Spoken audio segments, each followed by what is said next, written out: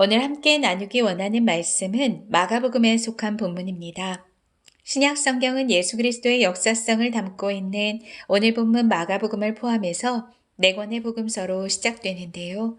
성경을 복잡하고 어렵게 여기는 이유 중에 이 네 권의 복음서가 반복하고 있는 공통점과 또 발견되는 차이점 때문이기도 하지요. 그러나 만일 특별히 네 권이 가진 순서상 혹은 강조상의 차이점이 오히려 예수님의 가르침을 당대의 독자들 그리고 오늘 우리에게 가장 효과적인 방법으로 드러내며 목양하고 있다는 사실을 이해하고 말씀을 따라가신다면 새로운 깨달음을 얻게 되시리라 믿습니다. 그런 의미에서 본문으로 들어가기 앞서 마가복음을 좀 살펴보겠는데요. 저자는 요한이라고도 불리는 마가로 알려져 있죠.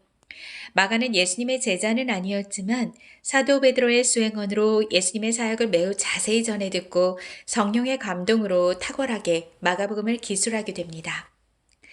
누가복음의 시간 순서를 따라 탄생부터 부활 승천까지의 예수 그리스도의 역사를 자세히 기록한 데 비해 마가복음은 예수님의 이적, 기사, 행적을 그 의미와 내용에 따라 신학적으로 배열함을 통해서 마가복음의 주제를 놀랍게 드러냅니다. 특별히 마가복음은 로마의 박해 가운데 놓인 이방인 그리스도인들에게 위로와 참된 소망을 주기 위해 쓰여졌기 때문에 인류를 고통과 사망에서 건지시기 위해 기꺼이 고난받는 종으로 오신 하나님의 아들 예수의 모습을 강조합니다.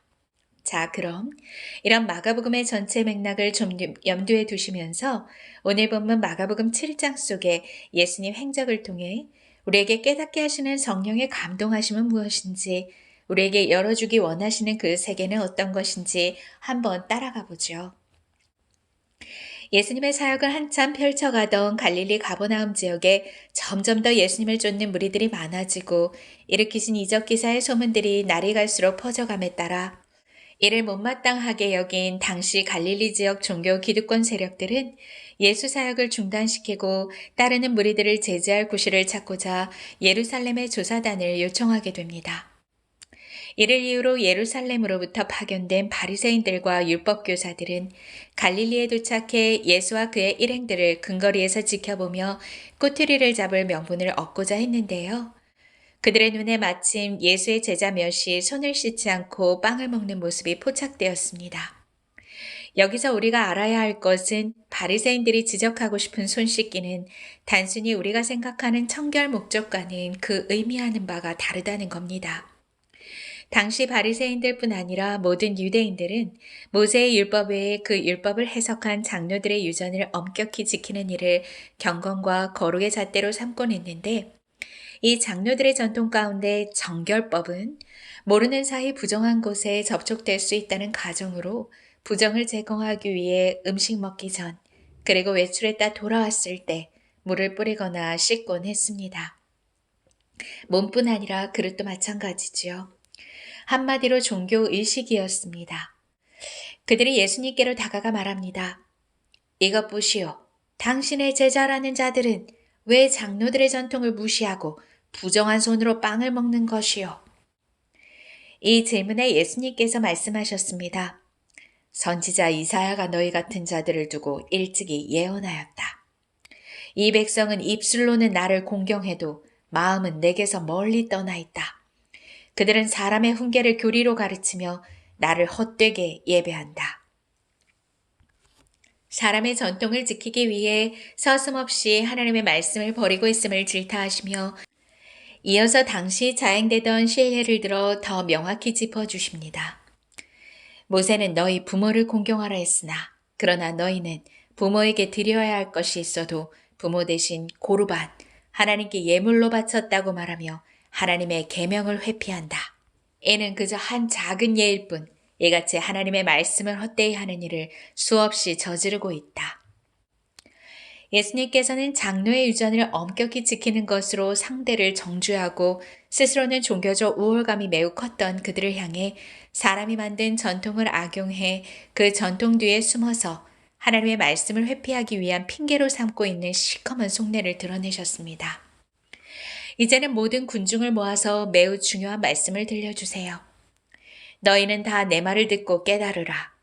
밖에서 사람에게 들어가는 것이 사람을 더럽히는 것이 아니라 사람에게서 나오는 것이 사람을 더럽히느니라. 이제 무리들을 떠나 제자들과 함께 머무시던 집으로 돌아오셨는데 제자들이 군중들 앞에서 하셨던 그 비유의 의미를 묻습니다. 너희가 아직 깨닫지 못하느냐? 밖에서 들어가는 것은 아무것도 사람을 더럽힐 수 없다. 그것은 사람의 마음에 들어가지 않고 뱃속을 거쳐 몸 밖으로 빠져나가기 때문이다. 이어서 단호하게 말씀하셨습니다. 사람의 마음에서 나오는 것이 사람을 더럽힌다. 그러시면서 마음에서 나오는 악한 것들을 열거하셨어요. 음행, 도둑질, 살인, 간음, 탐욕, 악독, 속임, 방탕, 질투, 비방, 교만, 어리석음. 참 많기도 많죠. 이런 악한 것들이 사람의 마음속에서부터 나와서 사람을 더럽힌다고 하시네요. 제자들은 어떤 생각이 들었을까요? 그리고 여러분들은 어떤 생각이 드세요? 이토록 부정한 것이 무수히 나오는 사람의 마음은 어떻게 정결해질 수 있단 말인가? 과연 나는 스스로를 더럽히는 것들에서 어떻게 자유하며 새로워질 수 있을까? 하는 고민을 하게 되지요.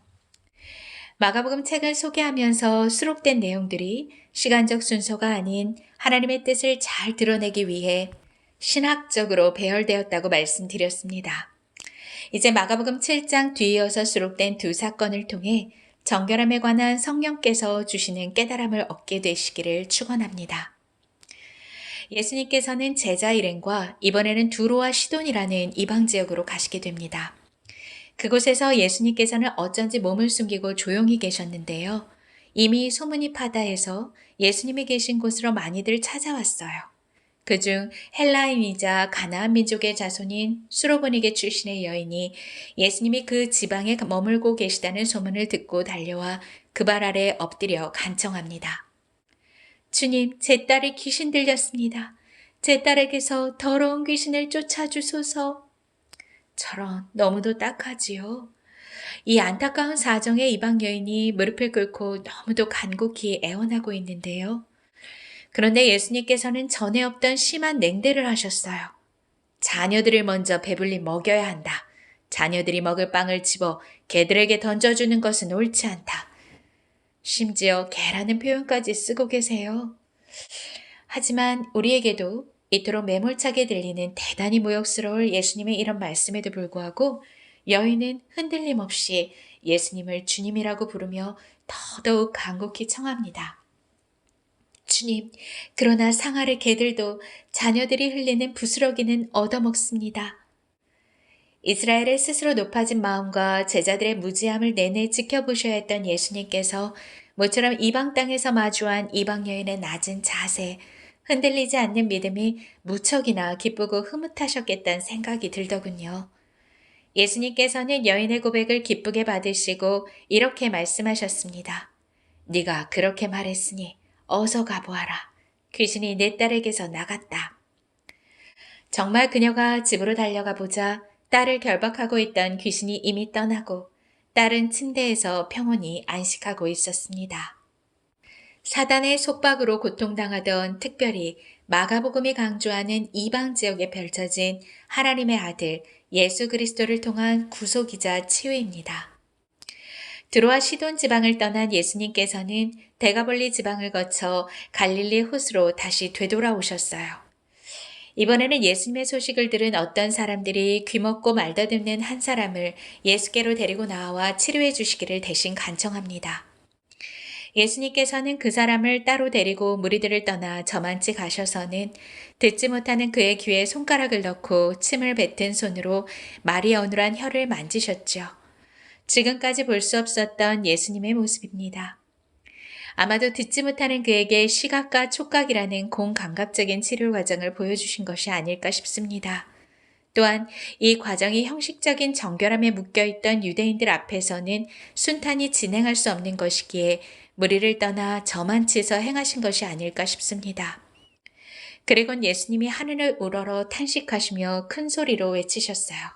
에바다, 아람 방언으로서 열려라 라는 뜻이었죠. 여기서 예수님께서는 하나님 아들 되심의 신적인 권위로서 하나님 나라의 회복과 치유를 이 땅에 가져오시는 분임을 명백히 보여주셨습니다. 예수님으로 말미암는 새 창조의 은혜지요. 예수님의 명령과도 같은 에바다의 외침에 닫혀있던 그의 귀와 혀는 즉시로 풀려 똑똑히 들을 수도 분명히 말할 수도 있게 되었습니다. 오늘 함께 나눈 마가복음 7장의 첫 문맥은 종교 지도자들이 주장하는 경공과 정결의 전통에 대해 이사야의 예언을 들어 꾸짖으며 시작되었었죠. 마음은 하나님에게서 멀리 떠난 형식적인 고백, 헛된 예배, 하나님의 법보다 우선된 사람의 교훈들을 책망하셨어요. 그리고 마가복음 7장의 이 마지막 세 번째 문맥은 하나님의 아들된 권위 있는 선언, 치유와 회복을 가져오는 명령, 에바다의 외침으로 이사야 35장의 메시아적 하나님 나라 성취를 정확하게 보여주셨습니다. 그때 눈먼 사람의 눈이 밝아지고 귀먹은 사람의 귀가 열릴 것이다. 그때 다리를 절던 사람이 사슴처럼 뛰고 말을 못하던 혀가 노래를 부를 것이다. 광야에서 물이 솟겠고 사막에 시냇물이 흐를 것이다. 메시아 예수를 통해 열리는 이 땅에 회복된 하나님 나라의 실제입니다. 듣지 못하던 귀와 어눌했던 혀가 풀리는 육체에 나타난 변화와 치유를 통해 하나님이 다스리시는 세계를 보지도 듣지도 못하고 그렇게 결코 제대로 말할 수도 없었던 당대의 종교인들과 우리들의 영혼을 깨우십니다. 이사야 42장의 구원의 성취이기도 하지요. 내가 눈먼 자들의 눈을 밝히며 갇힌 자들을 감옥에서 이끌어내며 흑암에 앉은 자를 감방에서 나오게 하리라. 하나님의 아들 예수 그리스도를 통하여 사망의 그늘과 죄의 감옥에 갇힌 모든 결박과 멍에들이 풀어져 이 땅의 모든 육체와 심령마다 에바다 회복의 길이 열릴 것이 선언되지요. 오늘 본문 마가복음 7장에 속한 중반부의 내용이 마무리되고 나면 이후 마가복음 3부에서는 예수님께서 본격적으로 십자가 고난의 길을 향해 걸어가세요. 서두에서 말씀드린 대로 마가복음이 특별히 부각해서 드러내고 있는 고난받는 종으로서의 하나님의 아들 예수 그리스도를 우리는 만나게 됩니다. 본다고 하지만 보지 못하고 듣는다 하지만 듣지도 말할 수도 없는 닫혀진 육체와 영혼을 구속하기 위해 당신을 기꺼이 대속물로 내어주시는 분이시죠. 더 이상 스스로를 더럽히는 멍에를 메고 육신의 종로를 타며 살아가지 않도록 말입니다. 오늘 본문을 보시면 종교 지도자들을 중심으로 유대인들은 정결의식을 통해 더러움과 부정함을 씻어내릴 수 있다고 생각했지요. 하지만 예수님께서는 외부적인 그 어떤 것이 아닌 마음에서부터 악한 것이 나온다는 것을 분명하게 말씀해 주세요. 인간의 전적 부패함, 만물보다 거짓되고 심히 부패한 것은 마음이라 누가 능히 이를 알리오마는. 오직 하나님께서는 사람의 마음을 살피고 감찰하시지요. 그럼 우리는 어떻게 살아가야 할까? 그 무엇으로 정결함을 입을 수 있는가? 그 도전을 수로부리게 여인의 모습에서 찾아가기 원합니다. 모든 속박에서 해방하고 건져주실 분, 오직 예수 그리스도를 주님으로 모시고 그 발 아래 엎드려 허락해 주신 은혜로 살아가는 미천한 존재임을 인정함과 동시에 주께로 나아가는 자들에게 기필코 상 주시는 이심을 믿는 믿음을 추워도 저버리지 않고 주의 자비와 긍휼의 끝까지 기대어 서는 일. 주님이 하신 말씀 그대로를 조금도 의심 않고 믿음으로써 바라던 실상을 삶에서 실제 경험하게 되는 큰 믿음 말이지요. 그녀의 모습에서 천국은 침노하는 자의 것이라는 말씀을 떠올리게 됩니다. 예수님께서는요, 마치 믿음 없는 우리와 제자들, 또 진짜 부정함이 무엇인지조차 모르는 종교인들을 일깨우기 위해 잠시 거절과 냉대로서 부정하다 취급받던 이방 여인의 믿음, 그 순전한 마음을 모든 세대에 자랑하고 계신 듯이 느껴집니다. 모든 지킬 만한 것 중에 더욱 네 마음을 지키라. 생명의 근원이 이에서 남이니라. 오늘 본문의 가르침은 마음을 살피게 하세요. 그런데 우리 마음은 본문의 종교 지도자들과 같이 우리의 어떤 수고, 애씀, 노력으로는 결코 씻어내릴 수도 새롭게 할 수도 없습니다. 오직 예수님을 믿는 믿음 안에서 일어난 그 마음의 할례로서만 정결함의 옷을 입을 수 있게 되고 보지 못하던 주의 세계를 보고 듣지 못하던 말씀을 듣고 말씀 그대로를 믿음으로 말하게 되지요. 에스겔의 예언처럼 말입니다. 내가 너희에게 맑은 물을 뿌려서 너희를 정결하게 하며 너희의 온갖 더러움과 너희가 우상들을 섬긴 모든 더러움을 깨끗하게 씻어주며 너희에게 새로운 마음을 주고 너희 속에 새로운 영을 넣어주며 너희 몸에서 돌같이 굳은 마음을 없애고 살갗처럼 부드러운 마음을 주며 너희 속에 내 영을 두어 너희가 나의 모든 율례대로 행동하게 하겠다. 그러면 너희가 내 모든 규례를 지키고 실천할 것이다. 그렇습니다. 예수님 안에서 새 마음, 새 영이 주어질 때 모든 부정함이 덮이고 정결하여질 것입니다. 그때 비로소 하나님의 지으신 목적 그대로 살아갈 수 있게 되며 우리 마음이 안식하게 되고 평강을 누리게 될 것입니다. 예수 그리스도를 통해 새롭게 발견된 새 창조된 인생만이 소망이 있습니다. 에바다, 열리라. 이 예수님의 탄식과 같은 명령을 우리 각 개인을 새롭게 빚으시기 원하시는 주님의 긍휼과 애통의 선포로 받아들이기 원합니다. 부분적 일시적 동의나 의탁함이 아닌 우리의 모든 것을 맡겨드리며 전 삶을 완전히 의탁할 수 있으면 참으로 좋겠습니다.